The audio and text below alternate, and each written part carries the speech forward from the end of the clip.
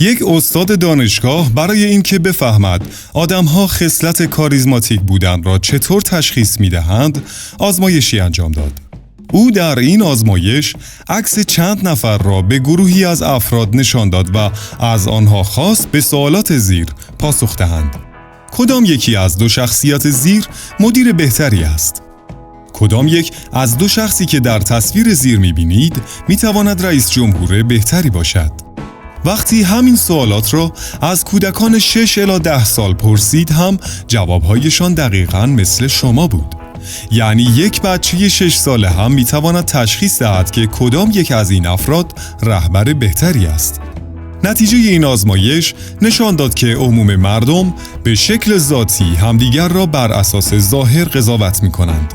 هر بار که شخص جدیدی را میبینند بر اساس قد، وزن و لباس و غیره روی او قیمت میگذارند و هرچه قیمت شما بالاتر باشد ارزش بیشتری دارید. خوشبختانه یا متاسفانه این موضوع در سیاست، آموزش و حتی کسب و کار هم صدق می کند. خب شاید پیش خودتان بگویید برای موفقیت باید برویم خودمان را بکوبیم و از نو بسازیم. اما نه، اینطوری ها هم نیست. راه چاره‌اش یادگیری کاریزما است. کاریزما چیست؟ قبل از هر چیز بهتر است بدانیم که معنی کاریزما دقیقاً چیست. کاریزما یعنی با استفاده از ظاهر، رفتار و کلماتمان طوری افراد را مجذوب خود کنیم که احساساتشان تحت تأثیر قرار بگیرد. این از تعریف کاریزما. حالا به افرادی که خوب می‌دانند که چطور باید از قدرت کاریزما استفاده کنند تا مخاطب‌هایشان را جذب خود کنند، کاریزماتیک می‌گویند. در طول تاریخ افرادی مثل چرچیل، گاندی و اوباما رهبرانی بودند که کاریزماتیک محسوب می‌شدند. یا برای مثال در دنیای کسب و کار، استیو جابز، ایلان ماسک و بیل گیتس جزء افراد کاریزماتیک به حساب می‌آیند. آنها حتی بعد از مرگشان هم تأثیر زیادی روی آدمها دارند و خواهند داشت. خیلی اوقات در زندگی برایمان پیش می آید که بعضی از افراد همیشه به ما احساس توانمندی می دهند. اگر دقت کنید، آنها معمولاً در نقش مدیر، معلم یا مشاور ما قرار دارند و به خوبی می توانند ما را راهنمایی کنند. هر فرد، مدیر یا رهبر کاریزماتیک ویژگی‌های منحصر به فرد خود را دارد، اما یک سری خصلت‌ها در همه آنها مشترک است. 1. مهارت ارتباطی بالایی دارند. یک مدیر کاریزماتیک مهارت بسیار بالایی در برقراری ارتباط با دیگران دارد. این ویژگی به کارمندانشان کمک می‌کنند که در شرایط سخت انگیزه بگیرند و در شرایط آسان هم حالشان خوب بماند. 2. بالغانه رفتار می‌کنند. علاوه بر آن، یک رهبر کاریزماتیک آگاهانه رفتار می‌کند و شخصیت قوی دارد. حرف‌های بی‌پایه و اساس نمی‌زنند و پشت هر حرفش دنیایی از تجربه است. 3. فروتن هستند. افراد کاریزماتیک کمی هم متواضع هستند و برای هر یک از کارمندان خود ارزش قائلند. در نتیجه کلی کارمند وفادار گیرش می آید که همیشه در خدمت او هستند. 4. دلسوزند. یک مدیر کاریزماتیک موفق با اطرافیانش همدلانه برخورد می کند. خیلی جاها کاریزماتیک بودن به تنهایی به دردتان نمی خورد. یادتان باشد که به جایی نرسید که آدم‌ها بیچون و چرا شما را دنبال کنند. 5. اعتماد به نفس دارند. لازم به گفتنش نیست که کاریزما داشتن در کنار اعتماد به نفس معنی پیدا می کند. این مدل افراد همیشه نیمه پر لیوان را می بینند و با خودشان راحتند. 6. شنونده خوبی هستند. همیشه عاشق شنیده شدن هستند. افراد کاریزماتیک این را می‌دانند و به تجربیات دیگران علاقه و کنجکاوی نشان می‌دهند.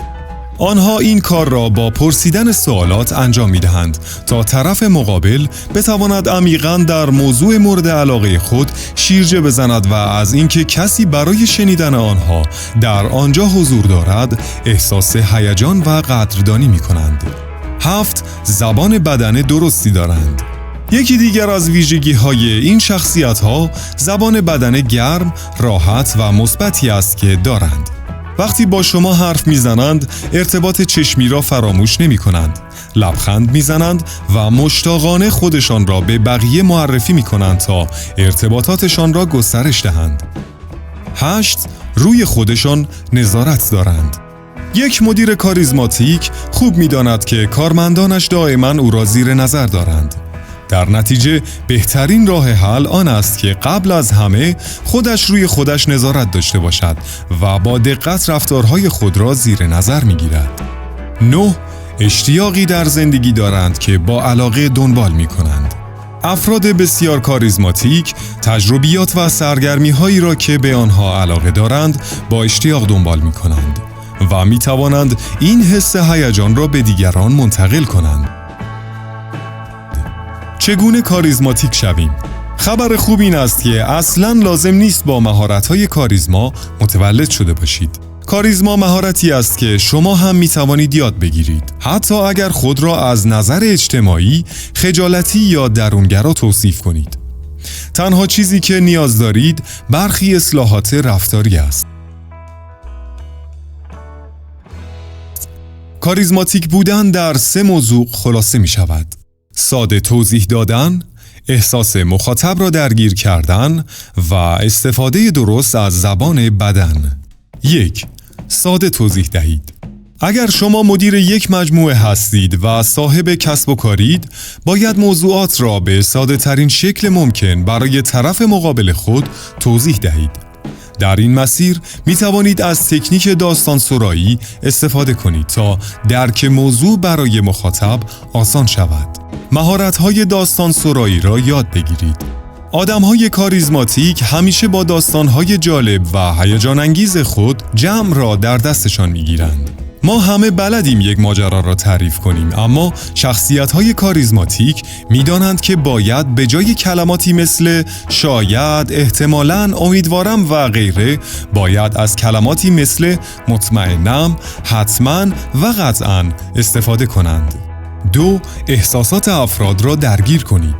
احساسات افراد را هدف قرار دهید.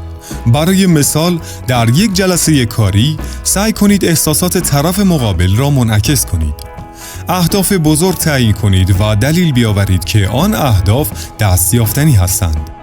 به آدم‌ها احساس خاص بودن بدهید. طبق مطالعاتی که در دانشگاه هاروارد انجام شده، 47% از ذهن همیشه در حال پرش است. حضور 100% یعنی از لحظه به لحظه‌ای که می‌گذرد آگاه باشید.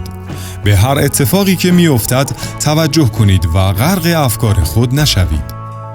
3. از زبان بدن افراد کاریزماتیک استفاده کنید. اگر می‌خواهید که ارتباط خوبی با دیگران برقرار کنید، باید خودتان را جای آنها قرار دهید تا بفهمید از بیرون چطور به نظر می‌آیید. خب به آخر این آموزش رسیدیم. در این ویدیو سعی کردیم که بفهمیم کاریزما چیست و یک مدیر کاریزماتیک باید چه ویژگی‌های شخصیتی داشته باشد. این نکات را به کار بگیرید و یادتان باشد که افراد کاریزماتیک به دنیا نمی‌آیند و باید با تلاش و تمرین به آن برسید.